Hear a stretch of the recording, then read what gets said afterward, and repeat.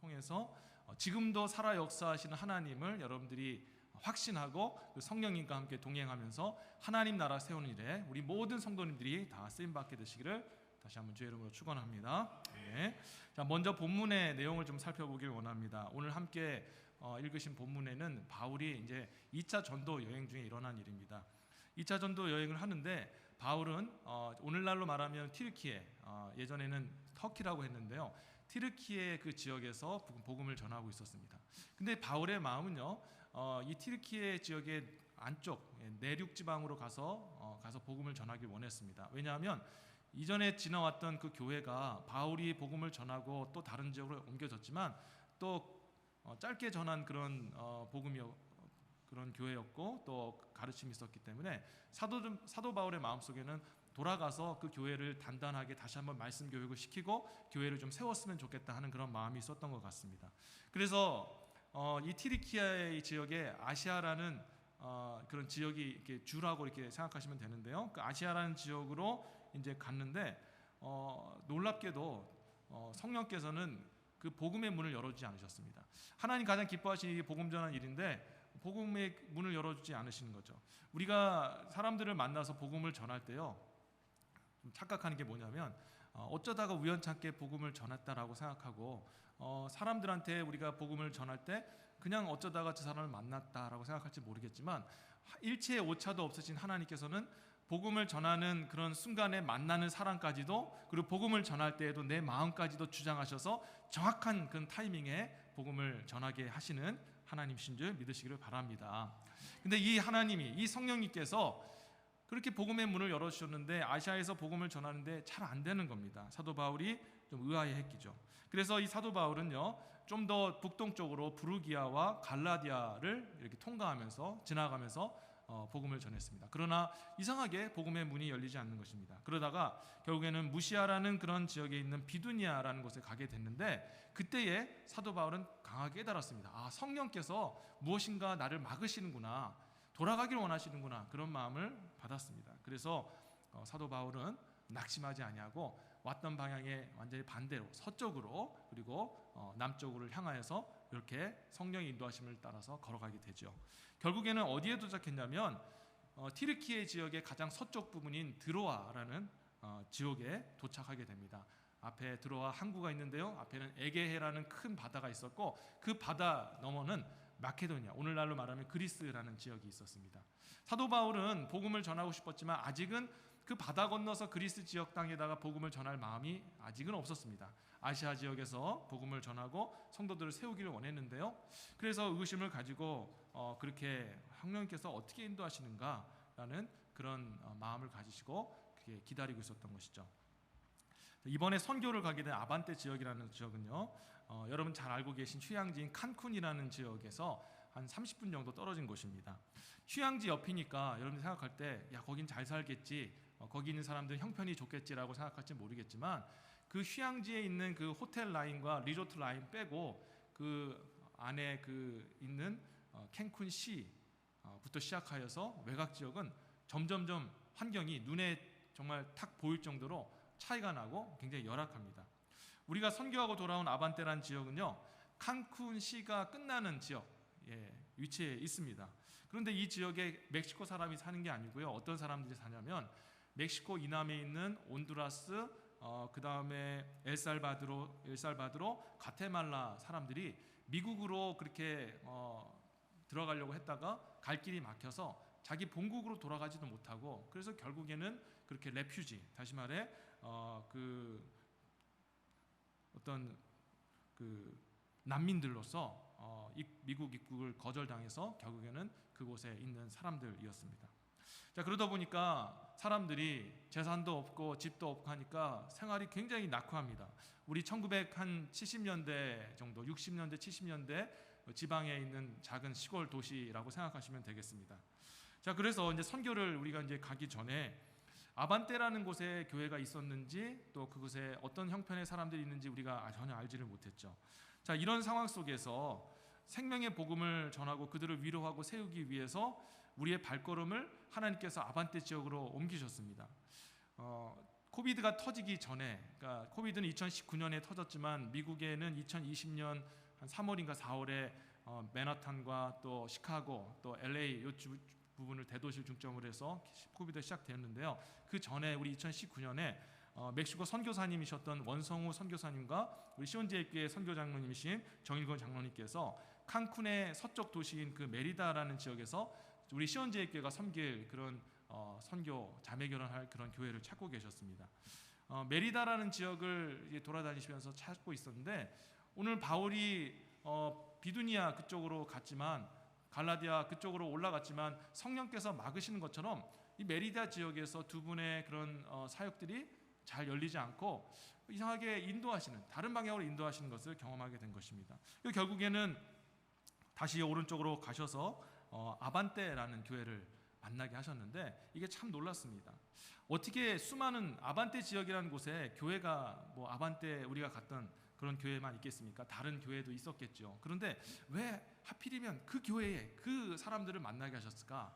그 성령의 놀라우신 역사 때문이었다는 거죠. 그 이유는요, 아반떼 교회와 우리 시온제일 교회가 바라는 것이 성령 안에서 일치되는 놀라운 일이 일어났기 때문이라는 것입니다. 조금씩 헌금을 모아서 교회 건축을 이제 해서요, 바닥과 기둥은 올렸는데 더 이상 재정이 없어서 공사를 멈추고 그냥 그 위에다가 천막을 치고 예배를 드리고 있었던 것입니다. 근데 그렇게 어색한 건물에서 텐트 치고 예배를 드리는 동안에 그들의 마음속에 소원이 생긴 거죠. 하나님, 우리에게 이 공사를 마무리할 수 있는 그런 도움을 줄 수 있는 교회, 후원교회를 좀 붙여주십시오라고 그들도 그렇게 기도를 했던 것입니다. 그리고 그 당시에 미국에 있었던 우리 시온제일교회도 또 한 가지 소원이 있었지 않습니까? 이제 우리 시온제일교회도 선교지에 우리 시온제일교회 성도들의 그 헌금을 모아서 선교지 교회를 좀 세웠으면 좋겠다. 그래서 성도님들께서 작정하고 우리가 선교 헌금을 모으지 않았습니까? 근데 안타까운 것은 우리가 그런 마음속에 선교 헌금을 많이 모았지만 건물을 통째로 그렇게 땅을 사서 올릴 만큼은 모이지가 않았습니다. 그런데 하나님의 역사가 있을 줄 우리가 기대하면서 계속해서 찾고 있는 그때에 장로님께서 저에게 전화를 하셨습니다. 매우 흥분하시고 아주 기뻐하시는 목소리로 저에게 이렇게 말했어요. 목사님, 우리 시온제일교회와 딱 맞는 교회를 찾았습니다 하면서 우리 장로님 박수 탁 치시지 않습니까? 박수 소리가 전화 소리에서 탁 들리는 겁니다.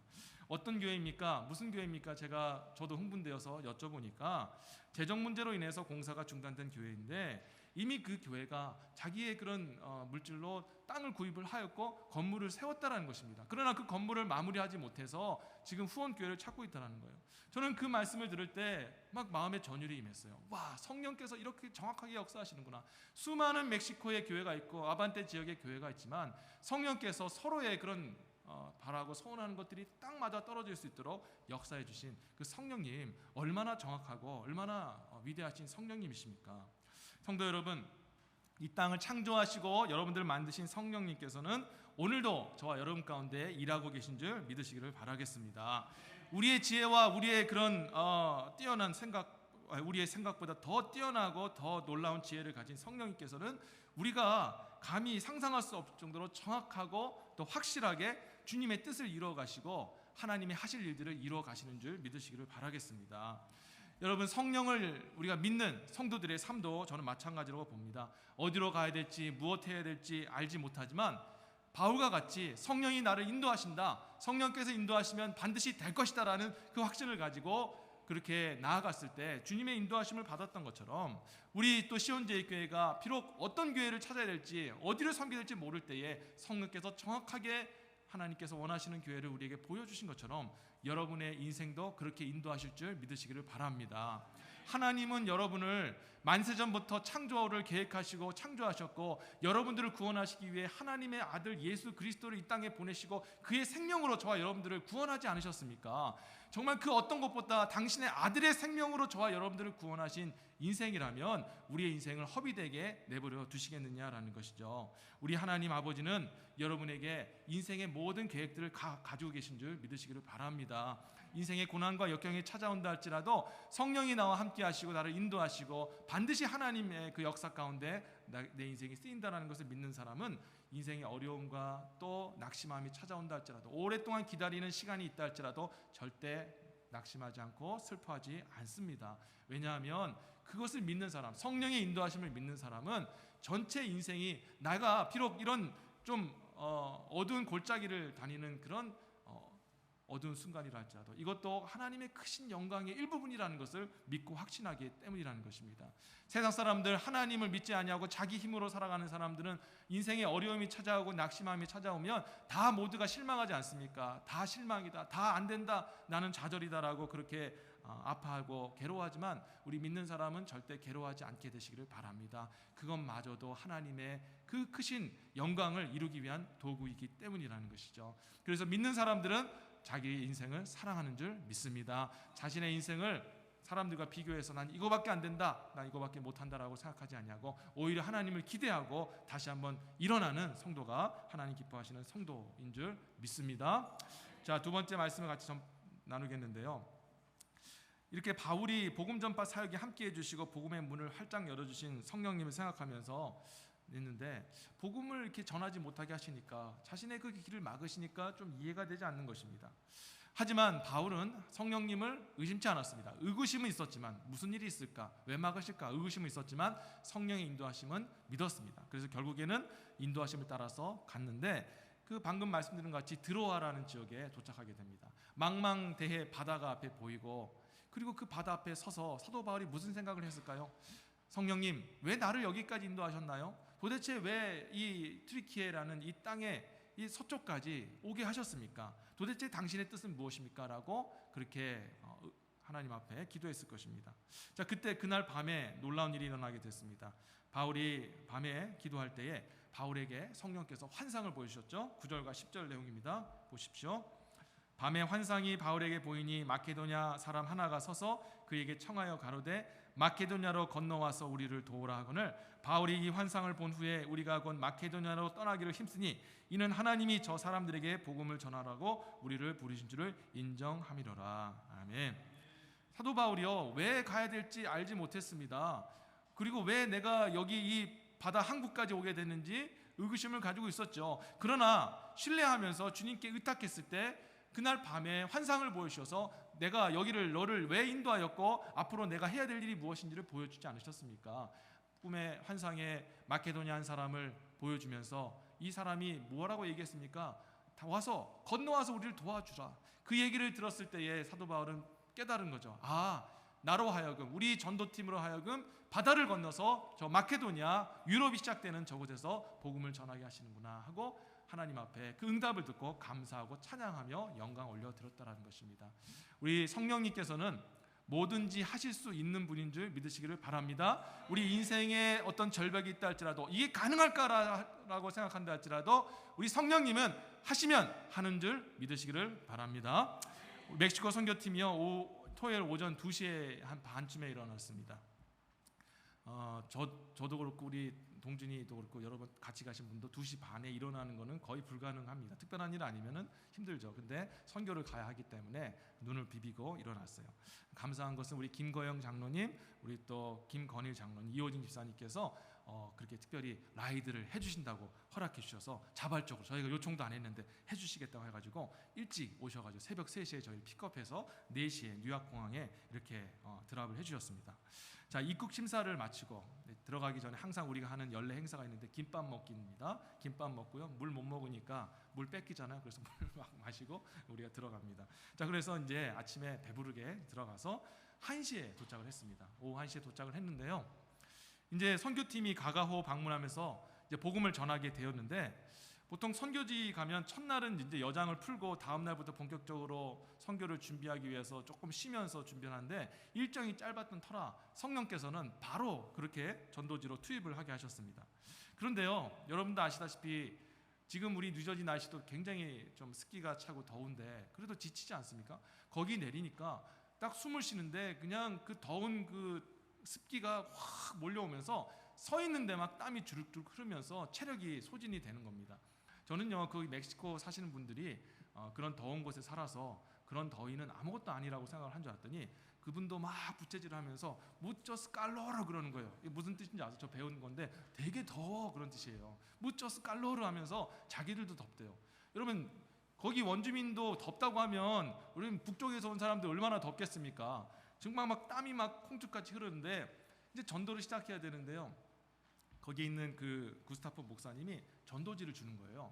그 전도지에서 초청장을 주는데 그 몇 가정을 하냐고 물어보니까 15가정을 하라는 거예요. 비행기 탔을 때 찬바람 내려오고 에어컨 있을 때는요 20가정, 25가정이도 하리라 했는데 막상 딱 그곳에 가니까 더우니까요 8가정만 있으면 좋겠다 그런 마음이 드는 거예요. 근데 15가정을 전도를 해달라는 거예요. 근데 그렇게 말을 하면서 페이퍼를 보니까 한 팀당 30장을 준 겁니다. 이거 어떻게 합니까? 그래가지고 은혜로 이걸 전해야 되는데 순간 약간 시험이 들려고 하더라고요. 그런데요, 그래서 주님이 명령하셨으니 해야 되지 않습니까? 그래서 저하고 이제 저를 이제 팀장이고 우리 정일건 장로님께서 이제 팀장을 이렇게 나눠져서 이제 두 팀으로 나눠서 복음을 전하게 됐습니다. 저는 A팀이 아니라서 잘 모르겠지만 B팀 같은 경우에는 우리 모두가 한번 전해보자 복음을. 보통 이제 복음 전하면은 성도님들이 자동으로 목사님 딱 쳐다보고 전도사님 쳐다보지 않습니까? 한번 해봐라. 항상 늘 당신이 말하지 않았냐 하면서 쳐다보지 않습니까? 그래서 저도 물론 복음 전하고자 하는 그런 마음이 있었지만 또 그런 부담이 있어서 제가 먼저 복음을 전하고 그래서 이렇게 얘기를 했습니다. 저만 전하지 않고 우리 모두가 다 복음을 전하겠습니다 하고 다들 이렇게 복음을 전하게 한 것입니다. 자, 그런데요, 제가 굉장히 놀라운 일을 경험하게 되었습니다. 이제 어른들이 다 하고 나서요, 아이들이 차례가 됐습니다. 이번에는 중고등부 대표로 이정한 학생이 갔고요, 우리 유년유치부 대표로 우리 원동준 어린이가 이제 가게 됐는데, 제가 이 아이들한테 기도를 좀 해보라. 복음을 전하고 나서 이들을 위해 축복 기도를 해주라. 그렇게 얘기를 한 겁니다. 그래서 제가 나이가 많은 정한이한테 먼저 얘기를 했어요. 정한아, 너 이 사람들 위해서 좀 축복 기도 해줄래? 라고 했을 때 제가 정한이와 동준이에게 들을 거라고 예상했던 대답은 노였습니다. 여러분 아시지 않습니까? 우리 아이들 보면 뭘 얘기를 하면 무조건 노예요. 노! 혈압을 팍 올리는 노! 한 번 하면 혈압이 올라가는데, 요번에도 그럴 줄 알고 두세 번 얘기해야지 하는데 갑자기 노라고 얘기하지 않냐고? 네? 해볼게요 그러는 겁니다. 제가 깜짝 놀란 거예요. 정말? 정말 할 수 있어? 그때 해보겠다는 거예요. 그러더니 이 아이가 손을 탁 올리더니 축복 기도를 하기 시작하는 겁니다. 물론 길게는 하진 않았어요. 짧게는 했지만 정말 그 짧은 순간에 강력하게 그것도 진심을 담아서 그 가정의 축복을 비는 우리 정한이의 그 기도하는 모습 보고 제가 얼마나 감동을 했는지 모릅니다. 아멘. 우리 동준이도 제가 시켰는데요, 동준이 녀석도 저한테 노라고 많이 얘기를 하는데 갑자기 해보겠다 그러더니 손을 들고 막 기도를 하는 겁니다. 저는 이 두 아이의 기도하는 모습을 통해서 영적으로 신선한 충격을 받았어요. 성령이 이 아이들의 마음에 감동하셔서 일하시는구나. 늘 어리게만 생각하고 할 수 있을까라고 생각이 들었던 그런 아이들이었지만 성령이 그들의 마음에 감동하니까 수십 년을 그 신앙생활 하셨던 분들보다 더 간절하고 강력하게 그들에게 손을 들어서 축복하는 하나님의 그 복음 전파의 도구로 쓰임 받더라는 것입니다. 저는 이것을 통해서 성령이 하시면 한다라는 것을 깨닫게 되었다라는 것이죠. 저는 더욱더 감동한 것은요, 우리 정한이한테 물어봤어요. 정한아, 너 다음에는 복음 전할 수 있을 것 같아? 그랬더니 다음에는 복음 전할 수 있을 것 같다고 그렇게 얘기를 했습니다. 그리고 우리 아이들이 내년에 또 오겠다고 그렇게 약속을 했습니다. 아멘. 기록 다 되었으니까 내년에 풀어주면 돼요. 나가기로 했습니다. 할렐루야. 여러분 이렇게 하나님께서는요, 하시려고 하면 다 하는 거예요. 우리 생각에는 이 아이들이 어떻게 축복 기도를, 어떻게 복음을 전할 수 있을까 하지만 성령이 하시면 하는 줄 믿습니다. 바울도 앞에 막혔거든요. 망망대해 바다 앞에서 뭘 어떻게 하면 좋습니까? 걱정하지 마라, 내가 다 뜻한 바가 있다 하면서 그 길을 인도하시지 않았습니까? 성도 여러분, 여러분의 인생도 마찬가지인 줄 믿습니다. 어디로 가야 될지 모를 때 성령께서는 어디로 가야 될지 분명히 알려주십니다. 뭘 해야 될지 알지 못하는 사람은 그 일이 무엇인지를 알게 하고 할 수 있게 능력을 주십니다. 할 수 있을까 하는 사람도 우리 성령이 임하시고 함께 하시면 뭐든지 주 안에서 가능한 줄 믿습니다. 아멘. 우리 마지막 한 가지만 더 나눴으면 좋겠습니다. 성령님은 항상 예비하신다라는 것입니다. 자, 바울이요, 이렇게 이끌으심을 받아서 드디어 배를 타고 마케도니아라는 곳을 밟게 됩니다. 좀 긴장이 됐겠죠. 지금까지 전했던 복음 전하는 곳이 아니라 이제는 좀 더 유럽 쪽, 좀 어떻게 보면 그 모든 세상의 중심이라고 했던, 물론 로마가 중심이었지만 그 로마보다 더 이전에 그리스 문명이 발전되었고 로마도 그리스의 문명에 따라갔기 때문에 어떤 세상 철학과 그 모든 중심이 이 그리스 아니겠습니까? 어쨌든 이런 중요한 부분의 지역에 이제 복음을 전하러 부르심을 받았는데 사도 바울이 무엇을 어떻게 해야 될지 처음에는 잘 몰랐던 것 같습니다. 성령께서는 우리에게 때로는 가라고 명령하시지만 정확하게 무엇을 어떻게 해야 될지 알려주지 않을 때도 있을 것입니다. 어쨌든 이들은 그런 하나님의 음성을 아직 듣지 못해서 기도를 하기 위해서 기도 초소로 나아갔습니다. 그런데요, 기도를 하기 위해 걸음을 걸어서 나아가는데 강을 건너고 있었거든요. 강가를 건너고 있었는데 저 멀리 한 무리의 여성들이 막 이야기하는 모습이 보였던 것입니다. 이야기를 하면서 무슨 얘기인가 해서 가까이 가서 복음을 전하기 위해 사도 바울이 가까이 갔죠. 그리고 나서 사도 바울이 성령의 감동으로 그들에게 복음을 전합니다. 그런데요, 놀라운 일이 벌어졌습니까? 수많은 그런 여성들이 있었지만 그 여성 중에 성령께서 역사하셔서 바울의 이야기를 한 여자분이 청종케 되었습니다. 그 여자분이 누구냐면 두아디리아 성의 자주장사로 큰 돈을 벌었던 루디아라는 그런 여성이었습니다. 이 자주장사는 붉은 옷감인데요, 그 당시에 그 귀족들이 붉은 옷감을 입었기 때문에, 그리고 또 붉은 옷감이 귀했기 때문에 이 자주장사였던 루디아는 굉장히 많은 그런 돈을 벌었던 그런 여성 사업가였던 것이죠. 자, 그런데 성령께서 역사하시니까 여러분, 바울이 그곳에서 복음을 전하려면 이미 벌써 많은 사람들, 후원자가 있는 그것과 달리 그 처음 갔던 그 빌립보, 마케도니아의 첫 성인 빌립보는요, 아무도 바울을 후원할 사람이 없었습니다. 다시 원점부터 바닥부터 시작한 상황이라는 것입니다. 얼마나 막막했습니까? 그런데 성령께서 역사하시니까 바울을 뒤에서 후원해 줄 수 있는 든든한 후원자가 하나님께서 바울을 위해서 예배해 두셨다는 것입니다. 성령님은요, 우리가 걸어가는 길 가운데 우리 하나님의 기뻐하시는 일들을 감당할 수 있도록 하나님께서 깜짝 놀랄 만한 후원자들과 또 도움의 손길을 예비하시는 하나님이신 줄 여러분 믿으시기를 바랍니다. 첫날 가가호 복음을 전한 뒤요, 다음날 우리 선교팀은 곧바로 교회로 돌아와서 사역을 시작하게 되었습니다. 어린이 사역팀, 그리고 또 사진 사역팀, 의료 선교 사역팀, 전도 기도 사역팀이 4팀이 구성이 되었고, 이제 각자 사역을 준비하기 위해서 저희가 몇 달간 준비하고 훈련하고 이제 사역을 시작하게 되었는데요. 근데 우리 사역팀 가운데 한 가지 조금 고민이 있었습니다. 그게 뭐냐면 의료 사역팀 중에서 치과 사역팀이 그 사역팀이요, 최상의 위생이 요구되는 것 아니겠습니까? 이빨을 뽑고 치료하려면은 좀 더러운 환경에서 하게 되면 감염도 생기고 그로 인해서 합병증이 생길 수 있기 때문에 좀 고민이 많았어요. 저도 어떻게 하면 좀 의료 선교팀, 특별히 치과 선교 사역팀이 어느 쪽에서 하면 좋을까 굉장히 고민이 많았거든요. 길은 포장되지 않아서 흙먼지가 펄펄 올라오고 예배당도 아직은 보수가 되지 않아서 완전치 않았습니다. 자, 그런데 놀라운 일이 벌어졌어요.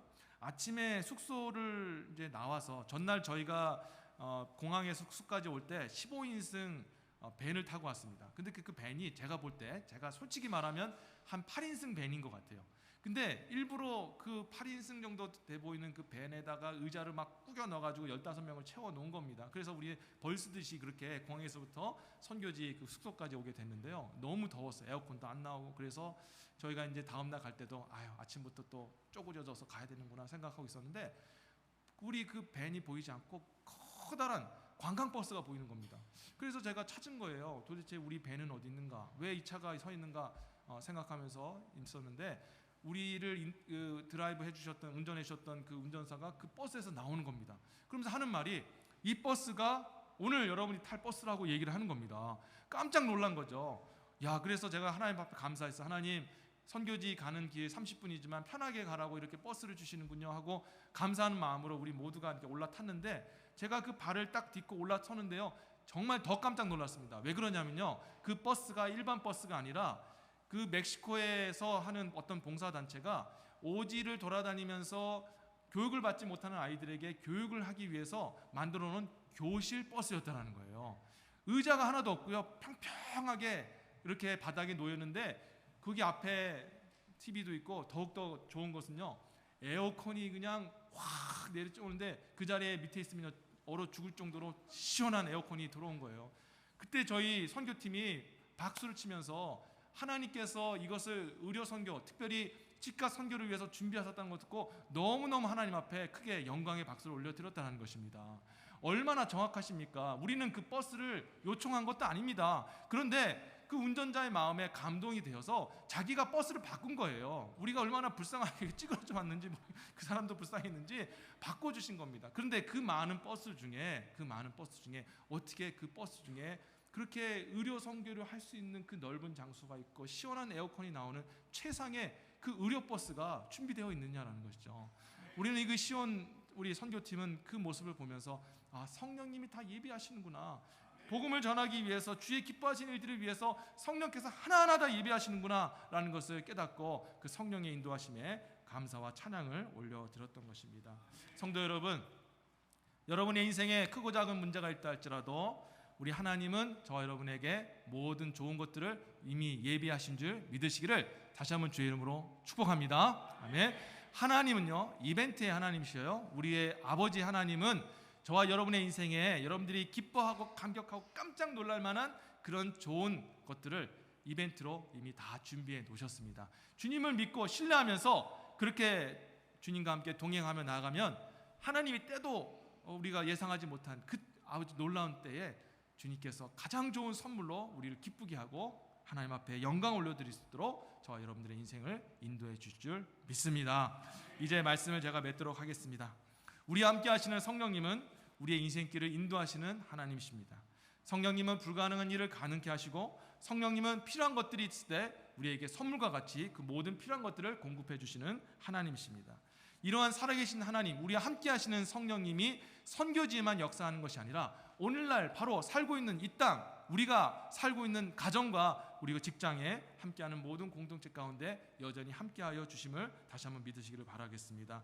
특별히 우리가 이 자리에서 선교자의 삶을 살겠다고 결심하며 우리의 인생이 그저 세상 사람들과 같이 돈 벌고 성공하고 잘 되어지고 잘 먹고 잘 사는 인생을 사는 것이 아니라 내가 선교사의 마음을 가지고 내가 일하는 것이 선교지이고 내가 그리고 만나는 사람이 복음을 전하는 대상이고 그리고 내가 하는 일이 복음 전하는 일이다라는 그런 선교적인 선교사의 마음을 가지고 우리의 일상을 살아갈 때 하나님의 나라를 기뻐하시고 그 나라를 세우기 위해 역사하시는 성령님께서 오늘날 저와 여러분의 일상의 삶에서도 강력하게 역사해 주실 줄 믿습니다. 바울의 발걸음을 인도하여서 그 유럽의 복음을 전하여 그 온 유럽과 결국에는 이 아시아 땅 오늘날 우리에게도 복음이 전해져서 하나님의 백성이 됐던 것처럼 평범한 저와 여러분의 인생도 성령이 함께 하신다면 하나님의 그 영광된 그 나라를 위해 영광스럽게 쓰이는 복된 인생으로 저와 여러분들의 인생을 사용해 주실 줄 믿습니다. 아멘. 기도하겠습니다. 하나님 아버지 감사합니다.